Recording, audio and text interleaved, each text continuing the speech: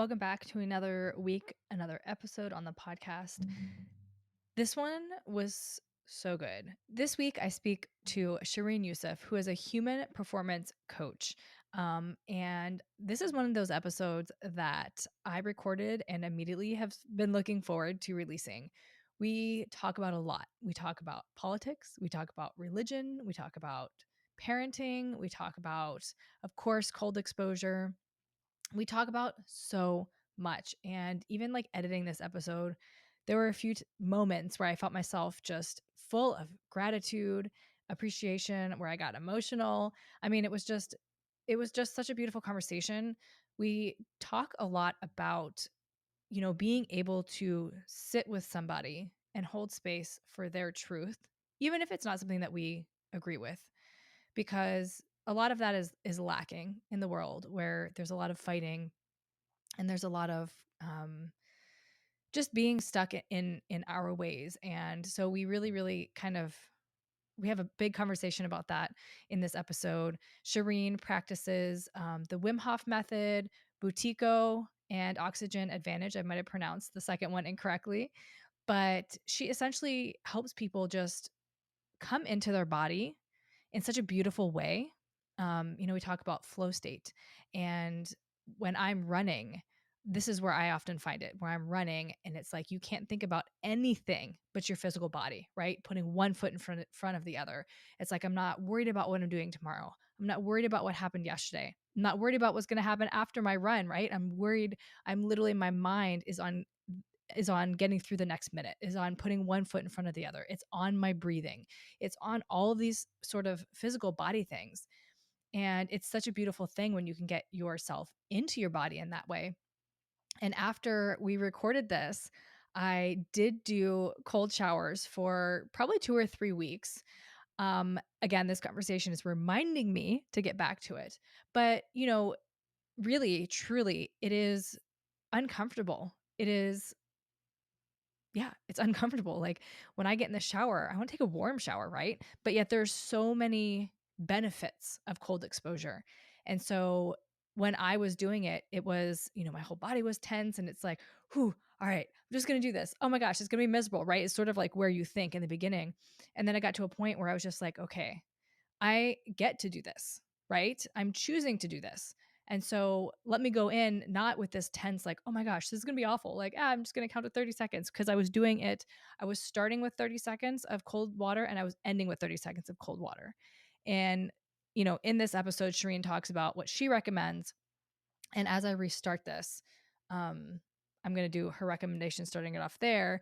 I'm definitely an all or nothing type of person. 6'3" emotional manifesting generator over here. It's just like I launch like head first into things. I experiment. And so that is part of what I absolutely love about this podcast because I get to meet people and hear their tools and experience their modalities and try them out on myself, right? That's part of the process, is like I'm learning these things with you and then I get to experiment with them and see what works and leave what doesn't, right? Like that's what I say in the intro. And yeah, that is my intention, is to have something for everyone. And these tools are so powerful, so powerful. And with any tool, anything, it is consistency. It is showing up for yourself. It is commitment. And when you can do that for yourself on a daily basis, even when you don't want to, right?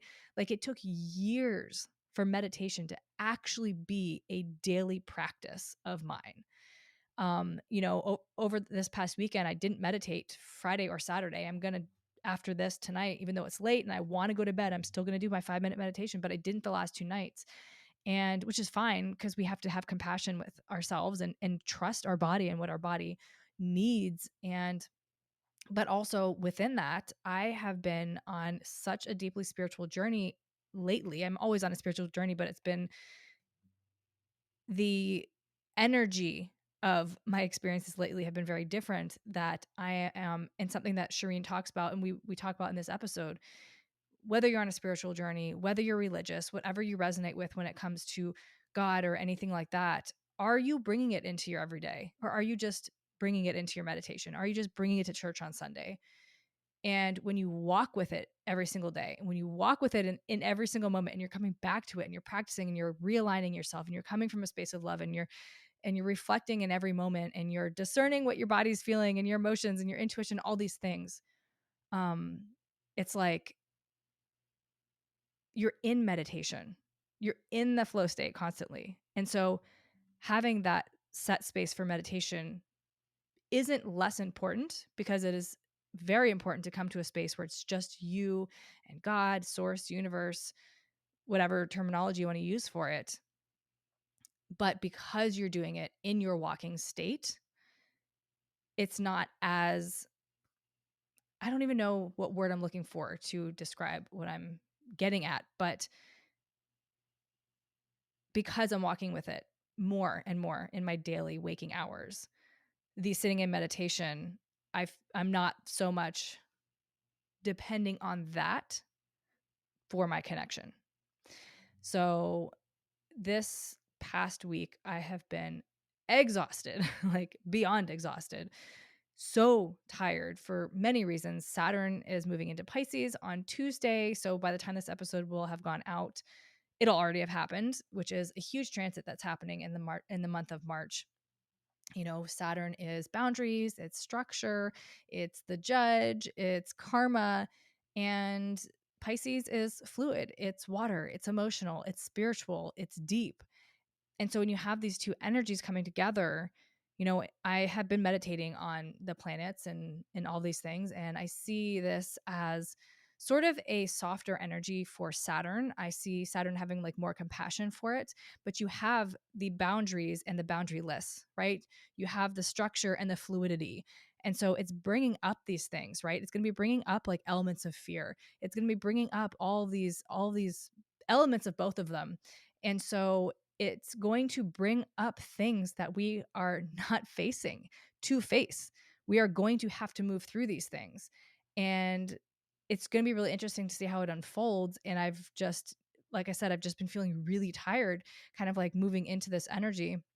I've also been experimenting with the Healy that I got and running frequencies on myself. And there's a detox process within that. So I've been tired and thirsty and all these things as my energy sort of, you know, is detoxing and recalibrating and all those things.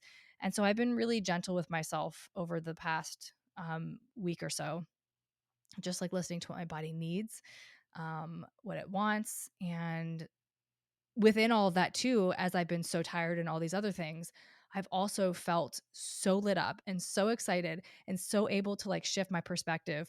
I shared a reel, I think today, or I'm scheduling it. No, I think I shared it today. I recorded it.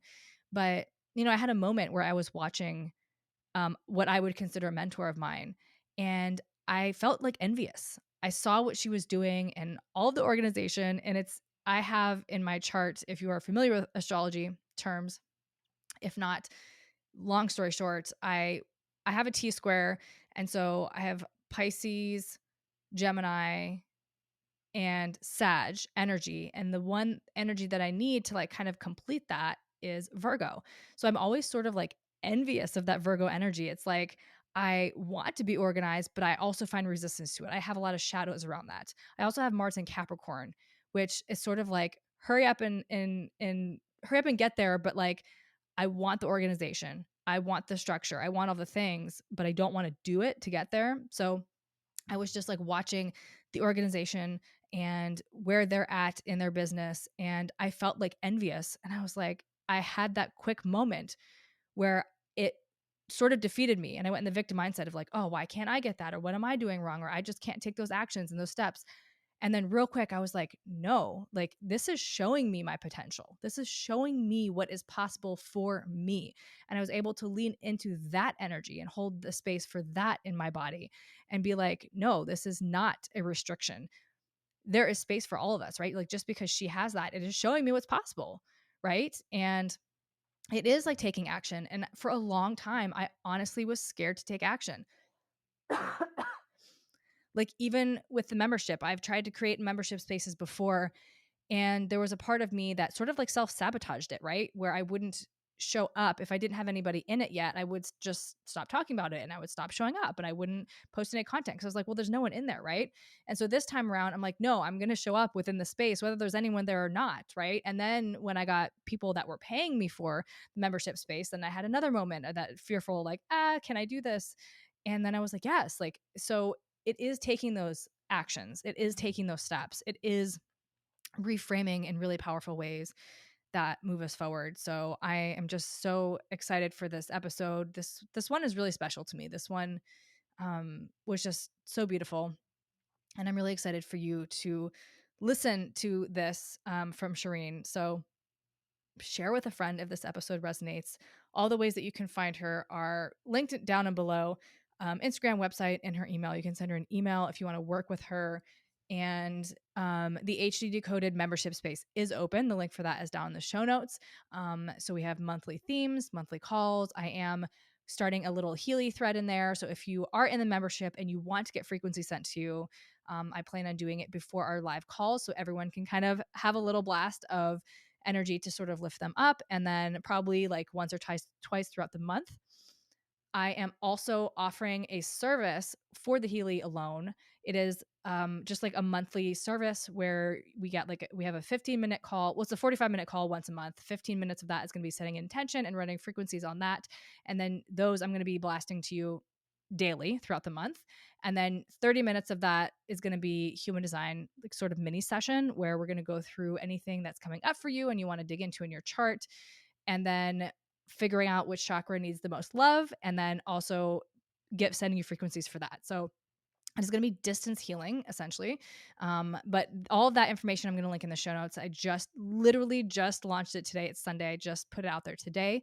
You can do the HD Attached program, which is a 12-week program where we dive into human design, attachment theory. We rewire your subconscious, one-on-one sessions. I mean, it's all in the show notes. Mastery Monday newsletter. Everything you need is down there. If this episode resonates, share it with a friend. And I'm so grateful for every single one of you. You can find me on Instagram at rochelle.christian, same on TikTok, and that is at Rochelle, ROCHELLE.Christian, CHRISTIANE. Website is rochellechristian.com. And just click below, and it'll take you wherever you want to go. Thank you. Welcome to the Emotional Mastery Podcast. Today, I have Shereen Yusuff, who is a human performance coach. And it's really interesting. Listeners who maybe don't know, I do bartend during the day. And I met Shereen at the place that I work. And it's just like always like divine, timing and synchronicities. And you actually have my daughter's birthday, right? Which is like how we were initially connected. And then we just started talking about breath work and Wim Hof and everything that you do. And I was like, oh my gosh, like this is incredible. And asked you to come on the podcast and you agreed. So here we are. So I'm really excited to dive into all of this with you. And I always just start like having you introduce yourself and as much or as little as you would like about your story, anything kind of like pivotal along the way that's kind of gotten you to where you are now doing what you're doing. Oh, excellent. Okay, so a lot has happened since I met you as well. So, I'm American now. I just became American last year. I grew up in the Middle East. I'm Indian originally. My mother is, her family is from Singapore, and so growing up, I was on the eastern side of the world quite a bit. At in my mid-20s was when I first came to the West, and I've been in the Western Hemisphere almost for the last 16 years, because I spent some time in Africa as well. So I grew up a tennis player. That was my main sport growing up. And I ended up going into marathons and then ultra marathons and then Ironmans, and then started doing something called through hiking, which is basically you take 5 or 6 days of hiking and do it in a couple of like 11 or 12 hours. And then I went into the field of mountaineering. And that was really the first moment where I started realizing I was very uncomfortable with the cold. I was also, I didn't like the fact that I had to take Dimox when I was going higher. So for those of y'all who are not aware what Dimox is a high altitude pill. When you start crossing 14 and 15,000 feet, you actually take it to reduce the probability of lung edema or cerebral edema. But it has its own side effects, which I just didn't want to take any pill to climb mountains. And so that was really the moment where I kind of encountered Wim Hof Method, walked into it. And of course, there was a lot more in addition to the cold and the lack of, the not wanting to have that medication. In addition to that, there was some other things going on as well. But that's one path of my life. And then the other path is my education and my profession. So I studied aerospace engineering, got into petroleum engineering, was in oil and gas for 16 years. Last year, I made the transition, moved from the private sector into the public sector. And so now I'm studying public policy. I'm wanting to become a go into public diplomacy. So that's kind of like this huge professional change that I had. So that's the second path. And then the third one is my spiritual journey. And so I grew up Muslim. I was Muslim till I would say my early teens. And then I would say slowly but surely, I kind of started realizing religion is the source of a lot of conflict. And I started having a lot of issues with it. Became an atheist for many, many years. I would say the longest period of my life was actually atheist slash agnostic, because towards the end, I think I was beginning to realize there was something more. There was definitely a higher power that I started becoming aware of. And then came back into Islam. So I became a devout Muslim for 2 years. I followed a path called Sufism. So it's the mystical side of Islam. And then from there, I got my call to follow Christ in 2020, and I got baptized Catholic last year. So these are the three main paths, I would say, and almost everything in my life has kind of been around one of these paths. Yeah, that's amazing. And we also have so many parallels, you and I. I also grew up in the Middle East. I grew up in Dubai. Oh, I was there for wow. 13 years. Yeah. And so I moved to the States 8 years ago. So I've only been here for 8 years. I mean, I was born here, but I grew up moved in Canada, Dubai, Italy, Spain. I've kind of like been around. And then I came here in 2014. So this is the longest I've been in America. That's amazing. Okay. But yeah, and I had read that you were in Oman, right? Yeah, Yeah, that's yeah. that's home. Yeah. So, and as far as like the spiritual path, I resonate with that a lot because I grew up Catholic, and I think when I became 16, it was kind of, my dad was like, I did all the things that you were supposed to do as a Catholic. And at 16, my dad was basically like, you can, sorry. He's like, you can continue to go to church with me, or, you're old enough now, you make your own decision. And I never went back. And I think for me, it was maybe in like the reversal, right? Where it's just kind of like that organized religion to me at a young age being so like strict, I felt so much shame, right? In the Mm, church. And growing up in the Middle East, I was witnessing all sorts of religions around me, right? And I felt more called to maybe like Hinduism or something that was more like spiritually inclined, right? Understanding sure. that spiritual base. And, my spiritual journey has been ever evolving. And I don't necessarily call myself anything now, but I believe in God. I believe in Jesus. I believe in Buddha. Like I believe in I think, all of it is one. And rereading the Bible, being older or like seeing spiritual texts or things like that, it just hits in such a different and powerful way now that I've come to understand spirituality. Excellent. And I think Excellent. it's, That's yeah, I think it's beautiful. beautiful. And I just, being able to see so many different, and for you going from Islam to maybe atheism and then back and then Catholicism, right? You've kind of witnessed a few different variations, I guess, or Yeah, versions, maybe, it's if you want to interesting say. you mentioned Buddhism and Hinduism, because I I lived in the Middle East for the first decade or so of my life. The next decade was actually mostly in India. Mhm. And in India, I became very, very exposed to Hinduism and Buddhism. In fact, two of my closest friends, one's Buddhist and one's Hindu. So because of them, sorry, wow. Because of them, I've just basically had this exposure to Hinduism and Buddhism. And I have to say, like I said, it's really interesting how when I first came to the US and I'd seen how large of a movement yoga had become here. That was really interesting to me. For me, it was I almost felt like there were more people doing yoga here than back in India, at least in my circle of friends. Almost all my friends today do yoga, which was not the case back in India. So it was almost kind of like it made me realize like it's so easy to honor, grass is always greener on the other side.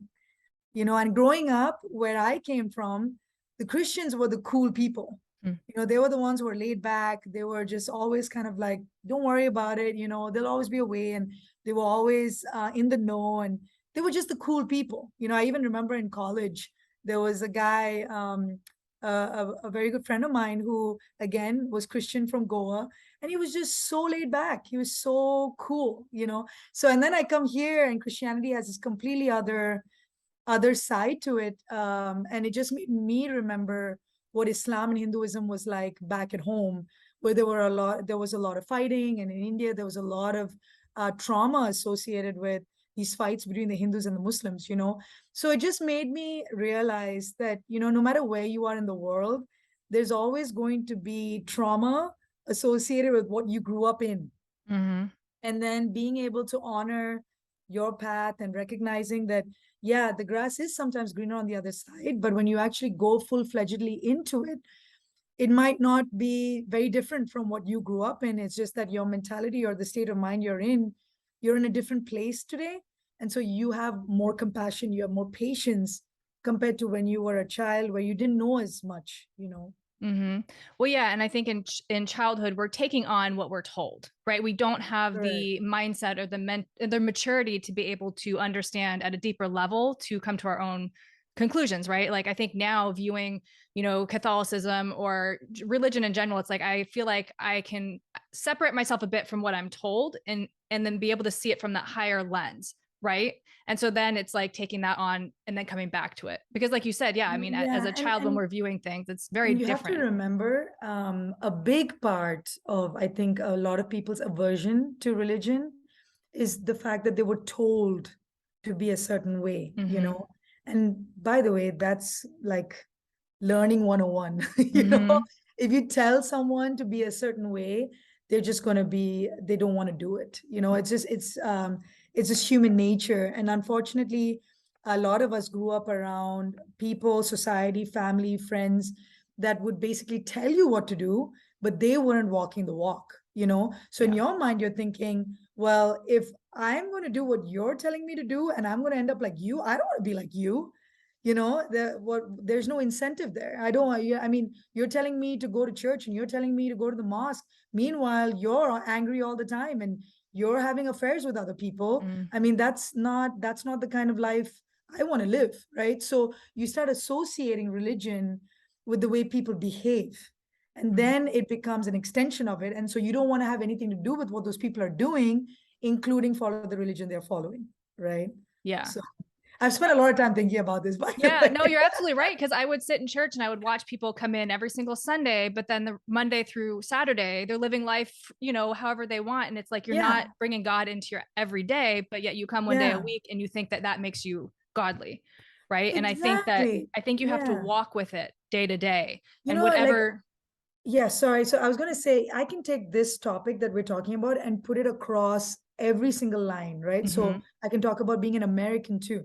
I have a lot of American friends around me who started voting after I became American, mm-hmm, right? So they didn't even have any respect for, like I would look at them and I'm like, the right, why wouldn't you make use of it? You have the ability to choose in your country. And they would look at me and they would say, Shereen, I feel like I'm getting patriotic looking at you, right? So it again, it's the same thing because I wasn't born here, I wasn't raised here. I came to America. America's given me so many things that my birth country and the country of my nationality before America didn't give me. So I have a certain sense of loyalty towards this nation that others don't feel, right? Because they grew mm-hmm. up around it.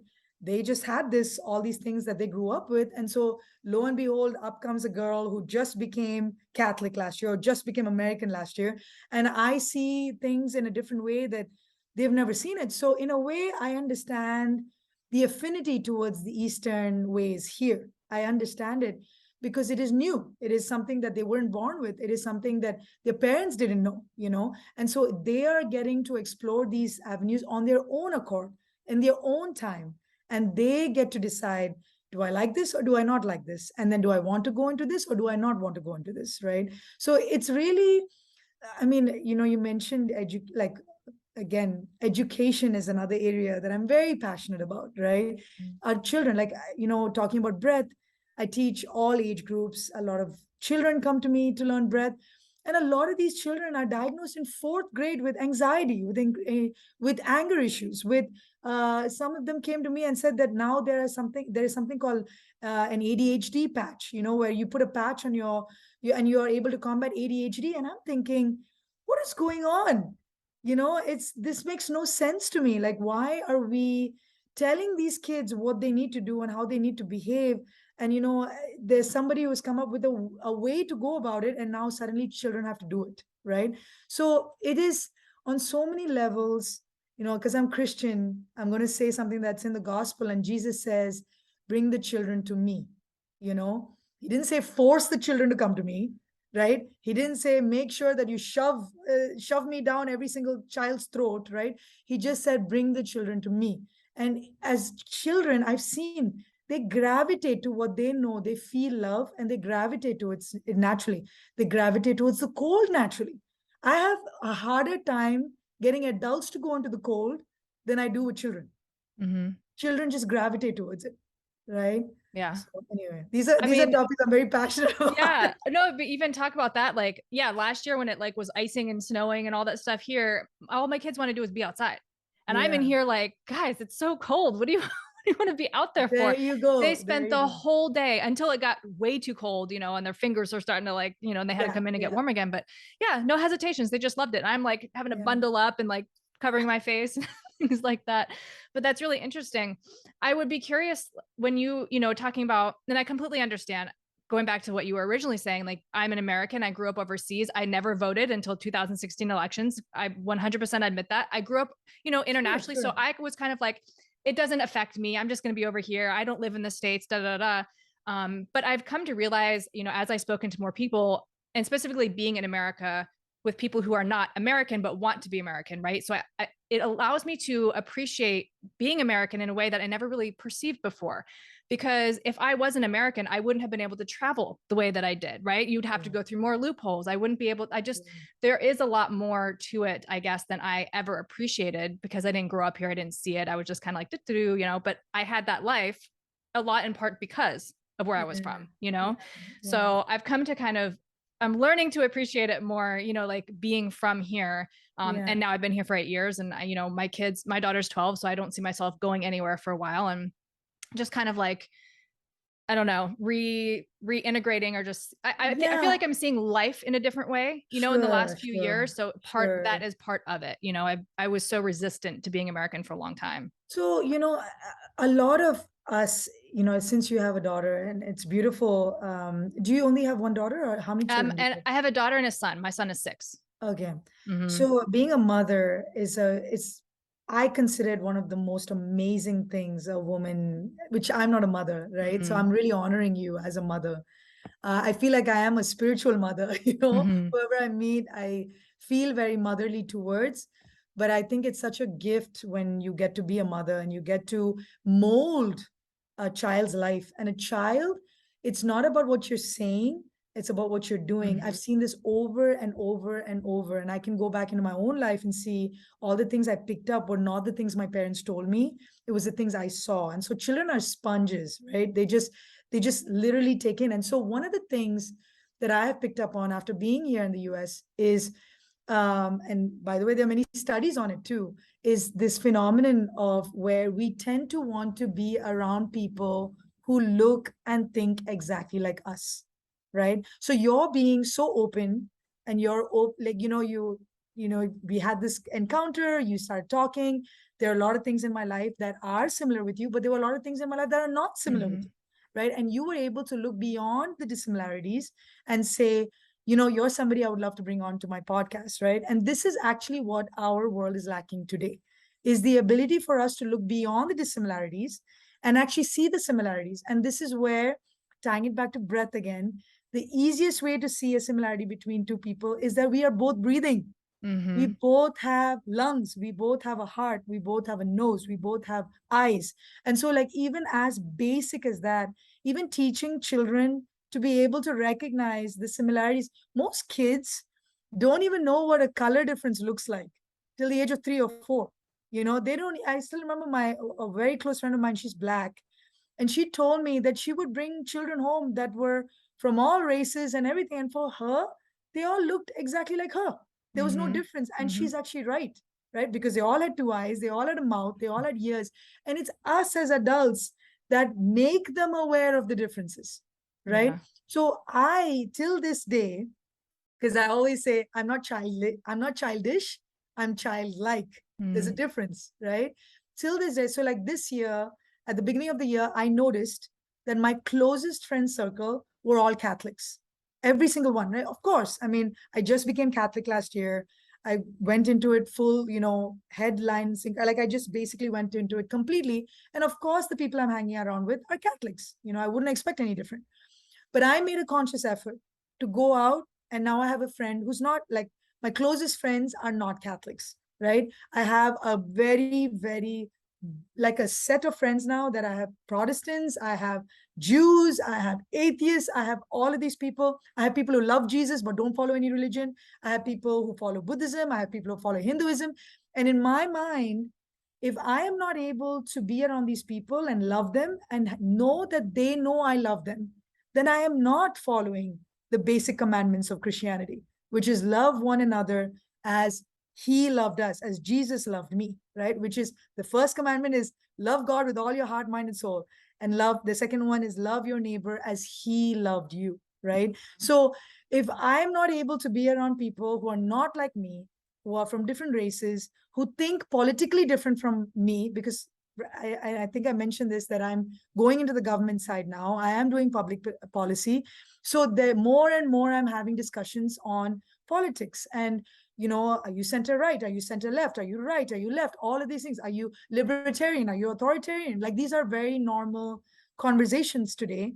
And it is very important for me that I'm not around people like me, right? Because if I am consistently around people like myself, then you just become extreme, right? There is Mm-hmm. nobody who's there kind of saying, Shereen, why are you thinking like that? Have you thought of it this way? And that makes me become more neutral as a person, makes me more loving to more people around me. Right? So Yeah. truly, I think it all begins with breath. I Mm. really do. When you start becoming more engaged with your breath, you're able to have an, kind of going back to how we even connected, is really emotional management and emotional mastery, right? Because when I'm able to understand how I'm breathing, through that, I'm able to understand what is happening within my body. Am I going into fight or flight? Am I relaxed? Am I even in a place where I can sleep? Am I in a place that I can actually connect with my significant other? Just through my breath, I become so aware of the state of being I am in that moment, including, am I in the state to pray? Right? Because I like openly say there are a lot of people who come to church because it's a tick in the box, Mm-hmm. right? I, as a Catholic, have to go to church every Sunday. But really, are you there with God? Are you really praying? Are you really sitting there, not just giving him an entire wish list of all the things you want to get done? Or are you really there to commune with him? To just say, I am here, I came here to get to know you better, right? So, like, I mean, this is what I mean when I say we all grew up around religious people who followed religion that way. We Mm-hmm. all have been around it. And that's why I can very openly talk about it, because I was an atheist for 20 years for that reason. Right. So, anyway. No, no, that's beautiful. Absolutely beautiful. And to your point earlier, so my son is biracial and he never noticed the difference between his father and I, or even him and I, until he was about 4 years old. Like Wow. because then at school, they start teaching them. They do about the different colors in the crayon box and how, and then they show different pictures and things. Then he would come home and like the very first time it ever came up, something about skin color, for me, the difference between he and I, all he saw was the tattoos. He goes, well, you have tattoos. There is Wow. no difference. Beautiful. And exactly, I thought it was so beautiful. And I always urge my kids, I'm like, ask questions. Don't take everything for just face value. Like, even if it's me, like, yeah, I'm going to tell you to do things, but respectfully ask questions. You don't have Yeah. to just like take it. And, I try and read, I read books on Buddhism, on Hinduism, on Judaism, on yoga philosophy, on Islam, because exactly like what you said, I feel like there's you know, even when you look at politics in America, I feel like the thing is everyone's arguing, nobody listens. You have one side that has one view, one side that has one view, and it really doesn't matter if they're fighting for the same thing. It's the fact that it's the other person. You know, they just want to like stop each So, other. so you hit the nail on the head. I think there was a point where, we like, okay, in America, we have freedom of speech, right? And you living in Dubai, you absolutely know the value of freedom of speech, Mm-hmm. right? And I think freedom of speech now in the US has become the right to say whatever you want, right? And that's not what freedom of speech is. Freedom of speech is the ability for me to basically say, talk to you while consistently recognizing that I have to respect you and treat you with dignity. I have the ability to say, I don't agree with what you're saying. And this is why. Mm-hmm. Okay. I think the part of treating people with dignity and respect has gone out of the window. Okay. The ability for us to talk to each other in a respectful manner has gone out of the window. Freedom of speech has essentially become say what you want, fling words if you want. And social media has actually allowed us to get a platform. Now, by the way, I want you to know I am not against social media at all. Okay.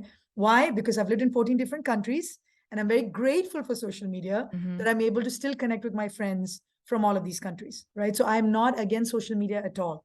But when we start using social media as a way to fling words at each other and call each other names and basically find a way, because I don't have the guts to come to you and talk to you in person and tell you why I disagree with you, but instead share something that you've shared, which I disagree with, and share with a bunch of people who think like me and get all of us to laugh at you. That's what social media is being used for as well. And I Mm-hmm. don't agree with it being used as a platform. This is not freedom of speech. This is just not knowing how to treat each other with human dignity and respect, Mm-hmm. right? So there is a big issue today, I think. Like when I'm going into discussions with people, and the other thing, like make America great again. What are you trying to say? America is not great? Like, I am a classic example of the American dream. I came here as an Indian, born and raised in Oman, with absolutely no awareness of how to fill gas into my car. Okay, that was who I used to be. I Mm-hmm. never traveled alone anywhere. I never went out of my house at after 6 p.m. Right? And I've become this woman today that I get to go. I was in Stanford last week, right? I'm able to attend courses. I'm able to work in Harris County, my local government in my state, right? I got citizenship here. I'm able to be a person that my own country could not offer me. These kind of things, right? So this is why I love America so much.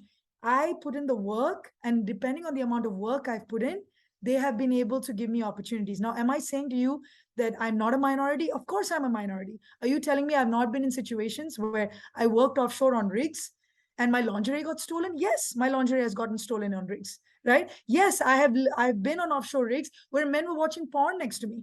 Yes, I've had to live this life, right? So I'm not saying it was all roses and knights in shining armors. No, I've had to go through things in my life where I want a world where no woman has to go through that, right? But at some point, you have to put your head down and recognize I have to do the work. I have to continue to do it because the reality is there is something larger than me that I'm doing this for. Whether it is the next generation that is coming into this world, whether it is for my parents, whether it is for God, when we have something that is larger than ourselves that we're working towards, then our abilities become supernatural, right? Then we have that drive that we have to go. Unfortunately, today, a lot of us are going into this victim mentality, right? Look what happened to me. Look where I landed. Look what I've been able to do. I mean, I'm telling you right now, Rochelle, you doing this podcast, just this, there are many countries I know you couldn't even do this, right? And so Mm-hmm. that is what I mean. When we have freedom of speech, this is how we use it. When we have freedom of speech, we're able to outline, but in a respectful manner, in a way that we're not condemning each other, not bringing each other down. Mm-hmm. Yeah, I completely agree. And I think, you know, the energy that you bring to anything, whether it's social media or just like your everyday life or interactions with people, you know, if you're coming from like a space of love, right, and respect and understanding, I don't have to agree with what you say, but I can listen and respect that that's your opinion. You know what I mean? And 100%.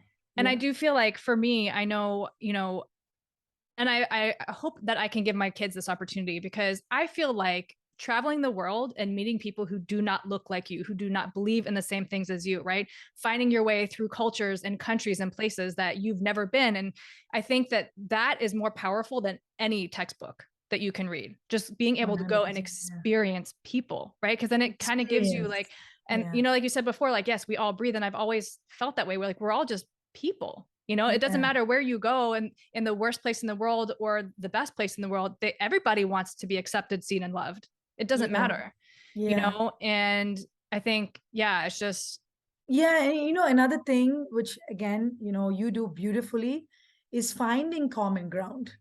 A lot of us don't have the patience for that anymore. mm, It's you say one thing that is not in line with what I think, suddenly you're in the opposing party now. I'm not even talking about politics. I'm just talking about anything, mhm, and sometimes I look at my life and I wonder why I had as many experiences as I had. In a way, that is why I am the person I am today, right? But when I look back, I was always like, did I really need to have that experience? Could I have lived fine without that? But really, right now, I meet people who are experiencing those things right now. And guess what? I have something to relate with them about, right? So, in a way, a curse of mine became the greatest blessing, right? mhm, Whether it is, one of the two things I will say, the two things that I have not gone through, that I cannot sit and tell somebody I know exactly how it feels, is I've not had an abortion and I have not been addicted to drugs and alcohol. These are the two things that I would say that I've not actually experienced in my life, right? But I will say that I have experienced a lot of other things in my life.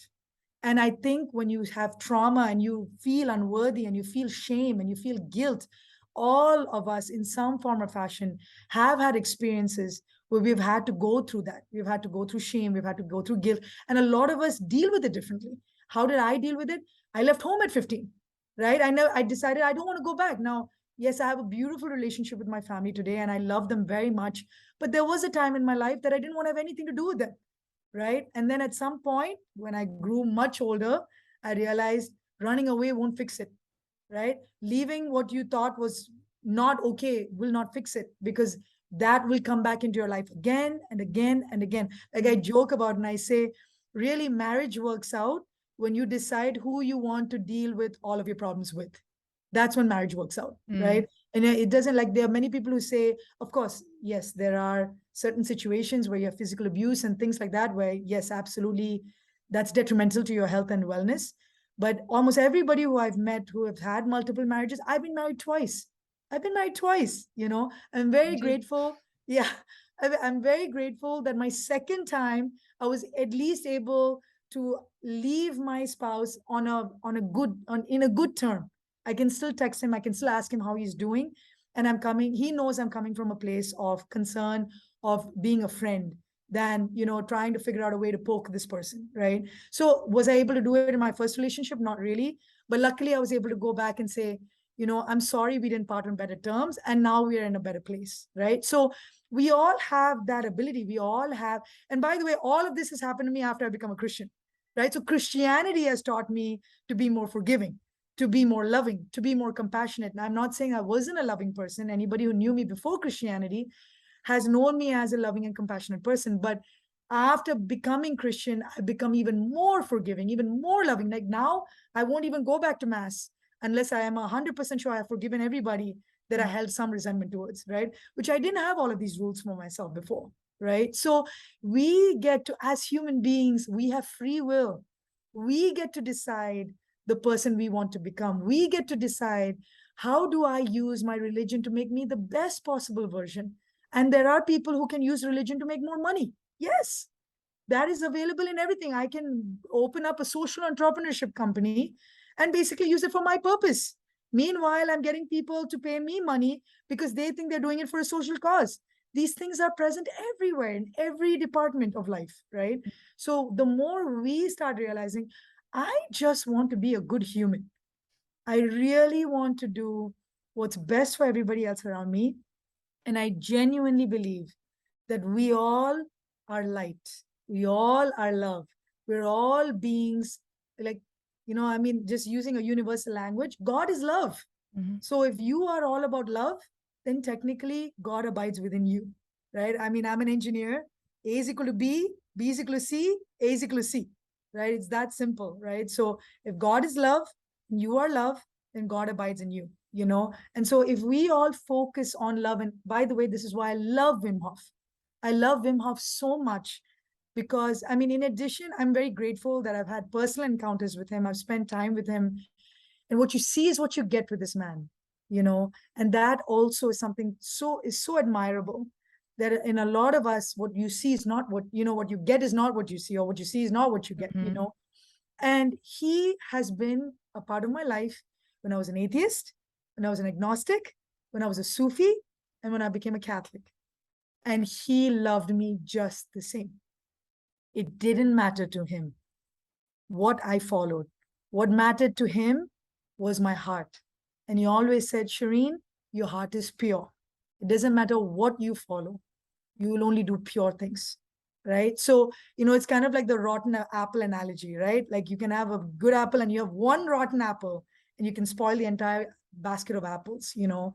So anyway, that's kind of like how the breath and Wim has been my teacher, not only for breath, but also for life. And I'm kind of doing a spiritual direction course in Christianity. There's this thing called spiritual direction, where if you want to know how to like strengthen your relationship with God, then you kind of through church or through your church community, you can get something called a spiritual director.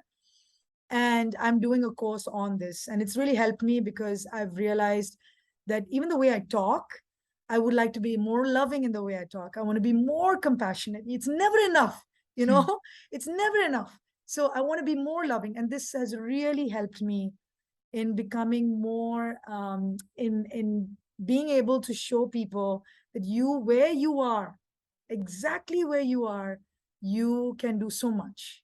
You know, you don't have to enroll into the next Wim Hof class or go to the next church, or you know, where you are, exactly who you are, you can do so much, you know. And that's where I think a lot of us, unfortunately, we feel I didn't get this, I didn't get that. So as a result, I'm not able to be the best possible version of myself, you know. Mm-hmm. Absolutely. I struggled with that for a long time. That imposter syndrome too, right? It's like I feel like I had to have all the certifications, all this, that, and other thing to be able to like make any impact in the world. And then just something, I mean, last year I was like, okay, I'm just going to focus my energy on this podcast because I just feel like having these conversations, even if it changes two people's lives or one person's life, you know, or I mean, you know, I would hope that like millions of people one day hear it, you know, but it's not the point, right? It's having these conversations, and these conversations are like light my soul up as much as I, you know, hope that they are felt by people who listen to it. And just, you know, Sure. it's that sharing of energy. And yeah, I think that's it's so beautiful. Thank But you. yeah, I would love for you to explain a little bit more about like Wim Hof. Like what is it? What is the method? What does it do for you? What, you know, and how you teach it and train people in it. For sure. So I like to, so I'm certified in three techniques. Okay. I'm certified in Wim Hof Method, Buteyko, and Oxygen Advantage. Okay. And I really I cannot speak enough of all the three. Okay. They're all incredibly powerful. But like I said, I have a personal relationship with Wim. And for that reason, my journey started with Wim. So for that reason, I'm a little biased. I consider of all the techniques I teach, I would say Wim Hof is the king, you know, and then I have Buteyko, which is the queen, and then Oxygen Advantage, which is Jack, you know. But it doesn't mean that you need all three. Like you need Mm-hmm. you can only have a Jack if you have a king and a queen, right? So I really, and it's kind of interesting, I put it that way because Oxygen Advantage is really the breath work I use with athletes, people who are really, really trying to get to the next level, trying to become professional athletes. And so really Oxygen Advantage is really focused towards athletic performance enhancement. Buteyko is really more to do with if you have any disorders in your body, right? So if you have asthma, COPD, um, actually Wim Hof is such a strong method that sometimes there are people who can't do the Wim Hof because it kind of gets them into a mode of panic. Very rarely, but it does happen. So Buteyko is a very easy way for me to approach them. And then once they get to a certain stage, then I can introduce the Wim Hof, right? Wim Hof for me is the cream of the crop, right? It is the method that essentially takes care of everything. It takes care of your athletic enhancement. It takes care of your anxiety, your panic attacks, COPD, PTSD, because it's really three pillars. It's breath work, yes, but it's also cold exposure, which I am a complete admirer and believer of the impact cold does to a person. And of course, the third pillar, which, believe it or not, is the one that most people don't talk about, which is the mindset, right? And that ability for you to recognize that rain or shine, I got to do this every day, right? So having that mindset, having that knowledge, knowing that nothing happens overnight, I have to keep doing this. And so I like the fact that the Wim Hof method is a holistic approach to your entire well-being. And Wim always says it's about making yourself happy, healthy, and strong. I love how he says a happy person has want of nothing. It's so true. Like, I look at myself and there's actually nothing I want right now. I just desire, yes, my greatest desire is to consistently experience God within me. This is my greatest desire.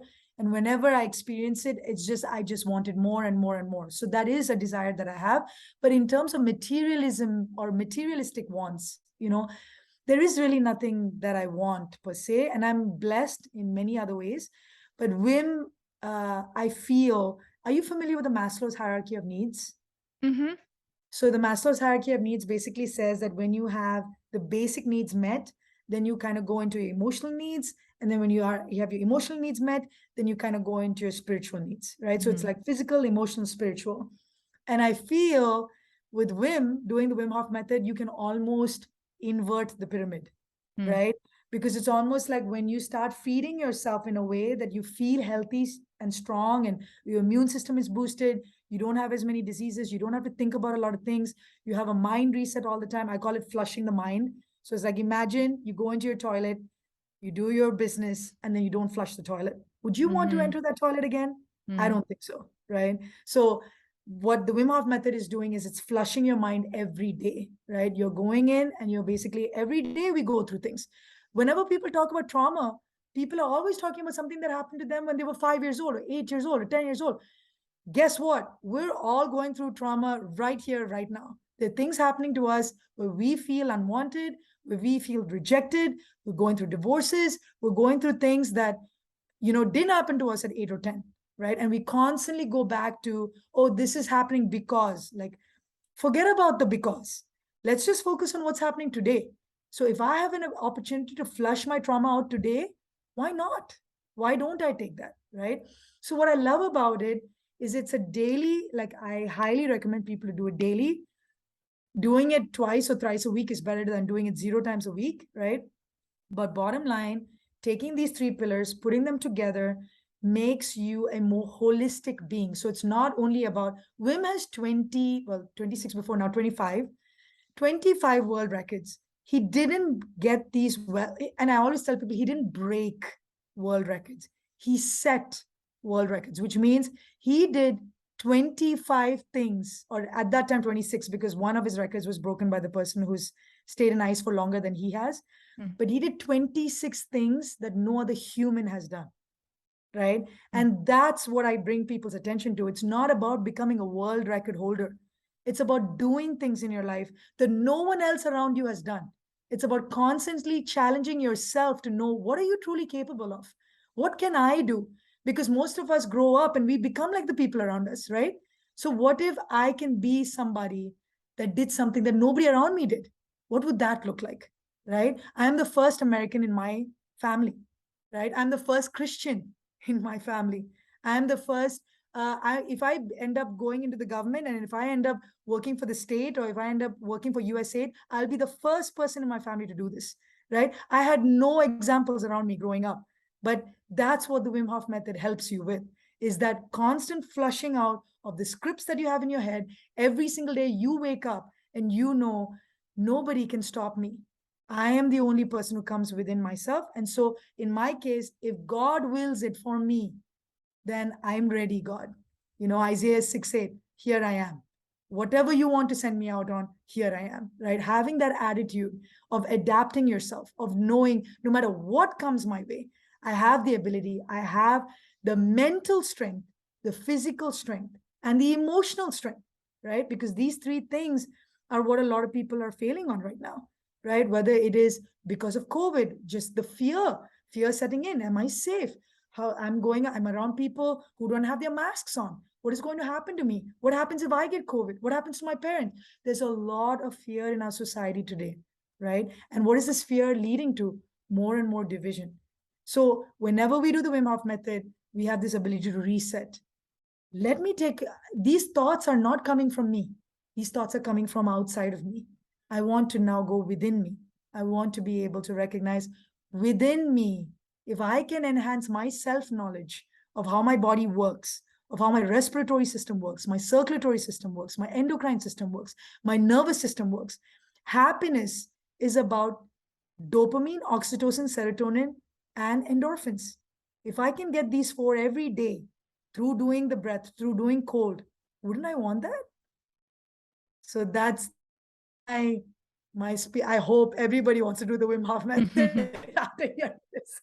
I know. I think you've convinced me now. I was telling you when we first met, I've heard about it before. And every single time I like get in the shower or I try and like turn it real cold, it's just like it's uncomfortable, right? Like nobody like you said, kids have no problem being in the cold, but as adults, we're just like, oh, I don't want to be like cold. So how can we, if this is somebody's very first time hearing about this and they're just like fascinated because I am now, I'm like, I'm literally gonna I start this because you've convinced me. But so what can we do just in every day? Like what do you recommend to be consistent on, when it comes to breath work and cold exposure? The number one thing is I would say go to www.wimhofmethod.com. Okay, that's the first thing.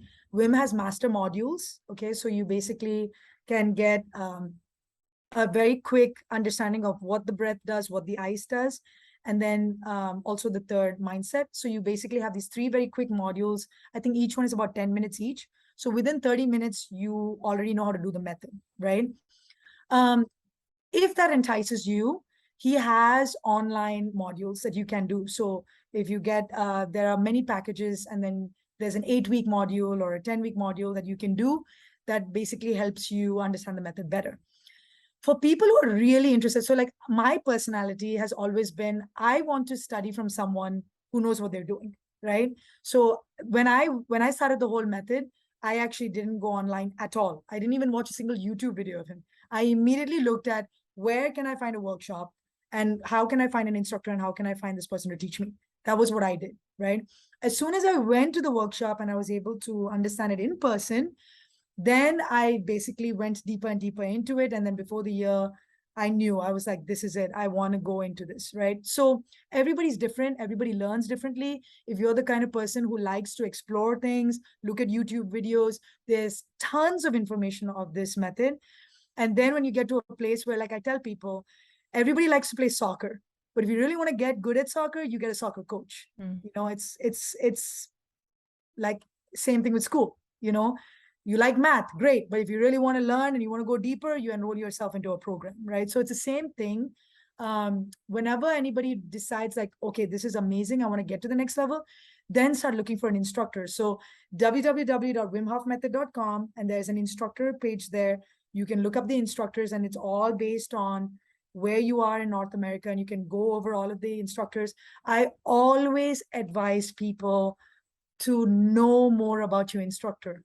Always learn about your instructor, learn if it resonates with you or not, because each one, what makes the Wim Hof method so beautiful is each one of us has come from a different path, right? So like in my case, I've had all of this stuff happen, right? Where I had sports was really where I came into it. Was I was wanting to go higher, and I didn't want to take pills, and so I had this aversion towards taking pills if I didn't need it, and also I wanted to enhance my athletic performance. So I came in through that.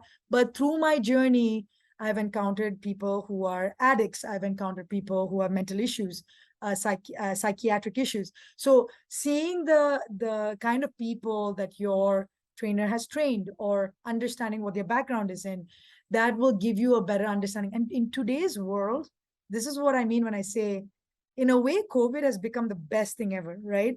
Because in today's world, it doesn't matter where your instructor is, right?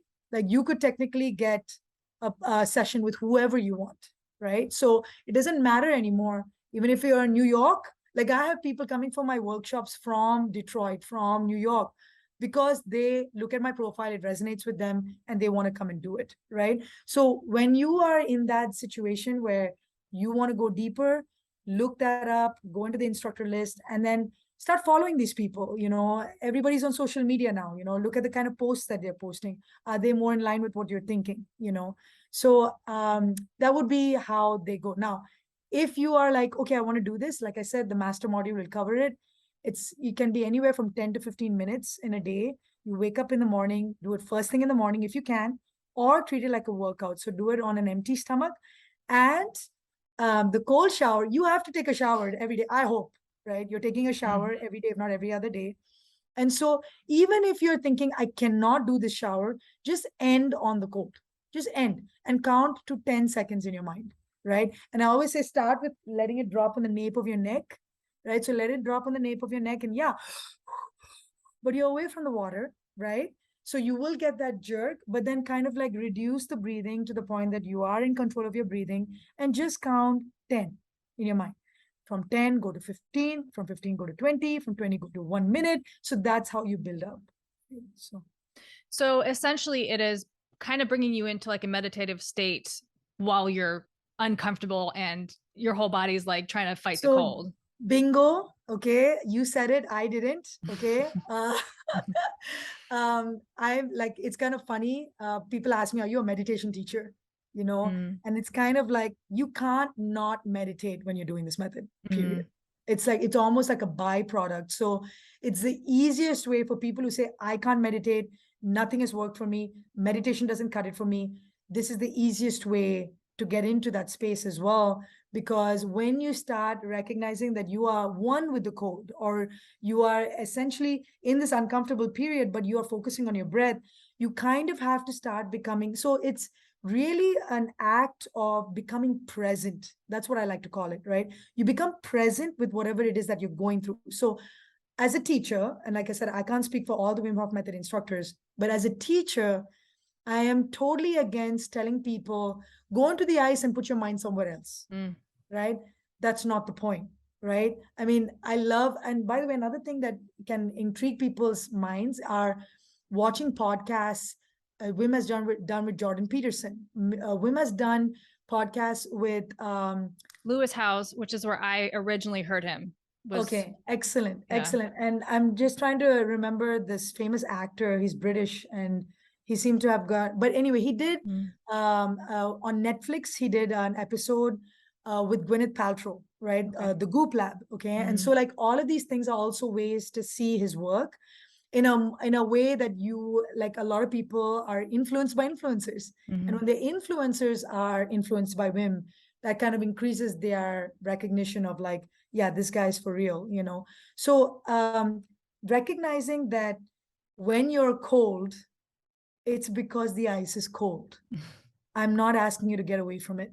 I'm asking you to experience the cold, right? It's something like, what did I just say when we first started it? As a society, we don't want to go towards things that makes us uncomfortable. When somebody says something that makes us feel uncomfortable, we feel like getting up and leaving. Guess what? When you go into the ice, when you go into the cold, when you're in that cold shower, every single part of you is going to want to not be in the cold, right? So you being in that cold is recognizing, I am cold. I recognize it's cold, but guess what? I'm doing this because this is good for my circulatory system. I'm doing this because I'm going to get a good night's sleep. I'm doing this because I'm going to get over my anxiety. I'm doing this because this is good for my skin and my hair. I'm doing this because this is the best gift I can give myself. And when you change your relationship to not looking as the cold as something that's punishing you, but as cold as a teacher, that the cold is actually helping me becoming a more resilient person. Like we say, a cold shower a day keeps the doctor away, right? Like my immune system is getting boosted. My hair, like after I started doing the method, my hair is thicker. All my acne went away. I used to have intense pain from my periods. All of that's gone away. Like every month, I couldn't do anything for 2 to 3 days in a month. What is America's or most people's solution to it? Birth control pills. I don't agree.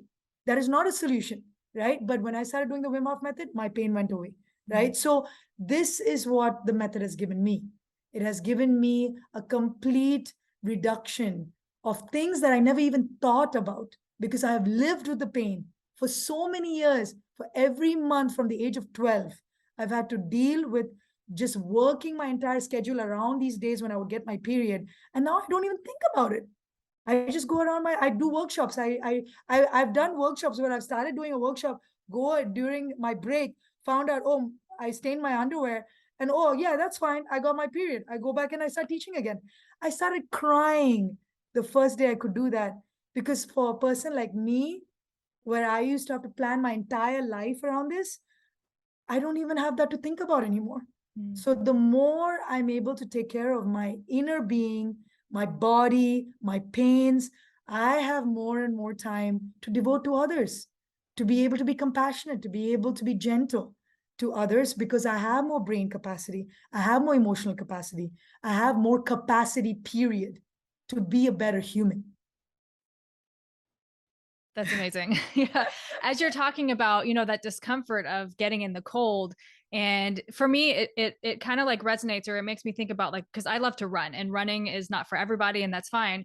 But running, I think a lot of people think like meditation is leaving the mind, right? It's like not being present. But I think I think that's a possibility. But in order to get there, you have to be so much in your body, right? You have to go through that first, and we want to avoid it, right? Whether it's avoiding the cold, or whether, like for running, I love it because I'm so much in my body when I'm pushing myself. Like, there's nowhere else my mind can be. I can't be Yeah. worried about tomorrow. I can't be worried about yesterday. I'm Exactly, present with exactly. myself. So Yeah.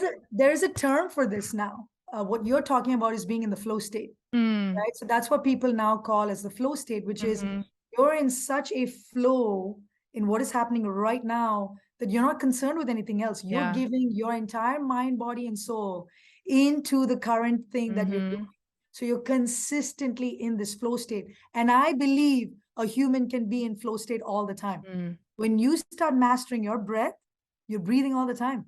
So if you're mm-hmm. consistently in touch with your breath all the time, you're in flow state all the time. Yeah. And truly, like now, because I'm Christian, everything has an element of God in it. Like truly being one with God all the time is being in flow state all the time, Mm-hmm. period.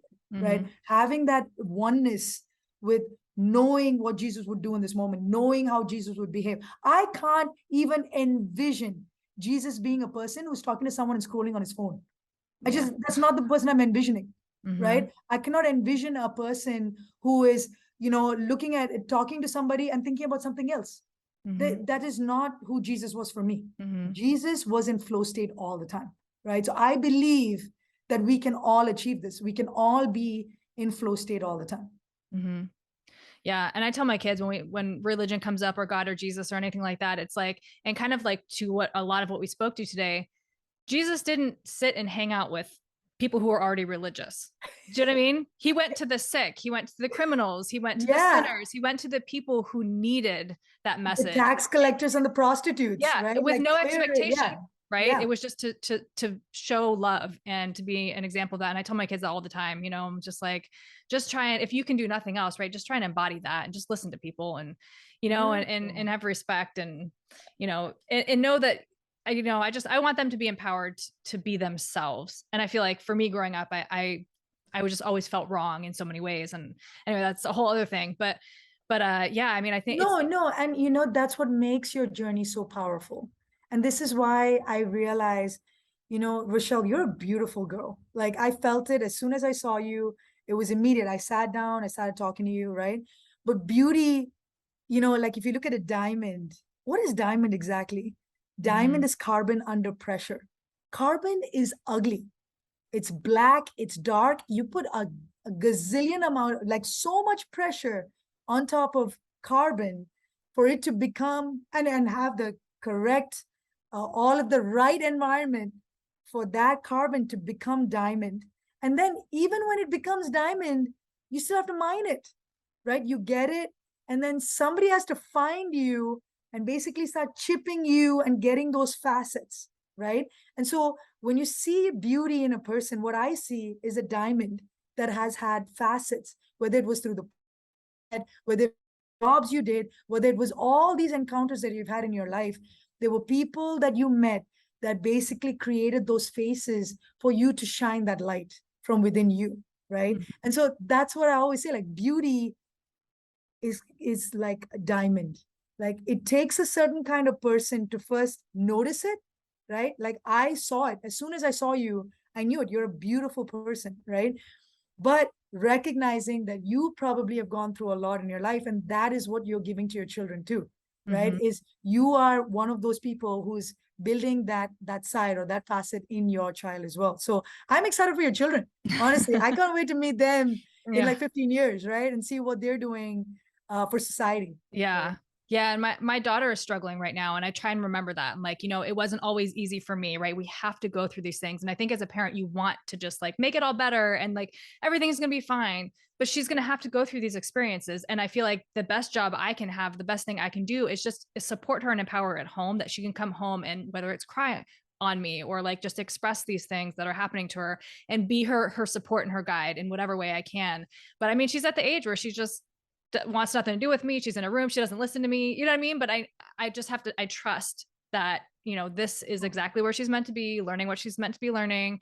And I can't worry about it, because nobody's life is easy, right? We're all Sure. going to experience things, no matter how much our parents try and protect us, it's still going to happen. So yeah, thank you. I appreciate that. And yeah, I think it's also, things that are uncomfortable, whether it's breath work or cold baths or talking to somebody who has a different viewpoint of you, everything that triggers you or is uncomfortable is showing you something to be seen about yourself. And so many of us don't ask, what is this saying about me? Like you said, we're victims. Instead, we're just like, well, you're wrong. Get out of here. I'm done. Instead of Yeah. being like, wow, that was really uncomfortable for me. What was that about? Yeah. And I feel like now that I'm older, I've gotten into a practice of when I feel uncomfortable, when I feel triggered, I try not to react in the moment, and I come back and I journal about it. I'm like, what was that? Because that wouldn't have come up if there was something inside of me that was not unhealed, like that's Yes. showing me something. So yeah, I think Yeah. it's really important to have conversations, and even the podcast, like I don't expect everybody to come on here and I'm going to agree with you. Right. But it's having that conversation and working to Sure. understand where you're coming from, and then sharing that with, the listeners, who somebody's going to resonate with everything that, you know what I mean? Like there's Sure. something in here for everybody, and that's my goal with this podcast. And Beautiful. yeah, so Thank you for having me. of Really course, thank you appreciate so it. much for coming on. Yeah, and if you want to let the listeners know like where they can find you, how they can work Yeah. with you, I'll link everything in the show notes. But yeah, if you want to just let them know. Yes, so my name is Shereen Yusuff, so it's easy to find me on Instagram. It's just Shereen Yusuff. Um, I have a website to just kind of see what I'm doing, but really, I'll send you my email. It's info@sura-prem.com. But this is what I do. I'm a human performance coach, which basically means no matter who you are, I look for ways by getting to know you better through the tools of breath, ice, and movement, and not just physical movement, just outer movement, but inner movement too, to help you become the best version of yourself, right? So it's a little different from, being a financial coach or, I genuinely believe that when a person, it's like getting a car ready to travel. And once the car is ready, then where you go will be between, whatever you want to say, whether if you believe in God, then God will put that into your heart and then you will have the zeal to move forward and go in that direction. But I feel like my job is to get your car to make sure that the tires are all aired correctly, there's water in the radiator, the engine's working fine, the fuel's correct. And so getting your body and your mind to be in a place where you are in a flow state, no matter what you're doing, right? It's not about changing you or changing your entire life to get you there, to help you recognize that you can get there right here, right now. So that's what I do. So you can find me through my Instagram, which is Shereen Yusuff. On Facebook, I'm at Breath Conductor. The name is Suraprem Studio. But really, because of the amount of travel now, so I've been doing a lot of traveling, and I teach more one-on-ones, and I teach a lot of companies now. So I do more personal work now. So it wouldn't be more of studio work at the moment. It's more of personal work. So that's definitely the transition I'm working on right now. Yeah. Well, thank you so much, Shereen. I mean, what you do is powerful. This conversation has been powerful, and I'm excited to continue to follow you and see your journey and just the impact you're having on people, because I truly believe this thing, this stuff like change lives. Thank So you. yeah, Thank thank you so you. much for being on here. And thank you for doing this too, because I know this is how you're going to change people's lives Mm, too. So thank you. And I'm going to take a cold shower in the next 24 hours. I will let you know when I do it, because I'm like, I'm excited. yeah. I'm excited. Excellent. Thank Okay. you. Thank you.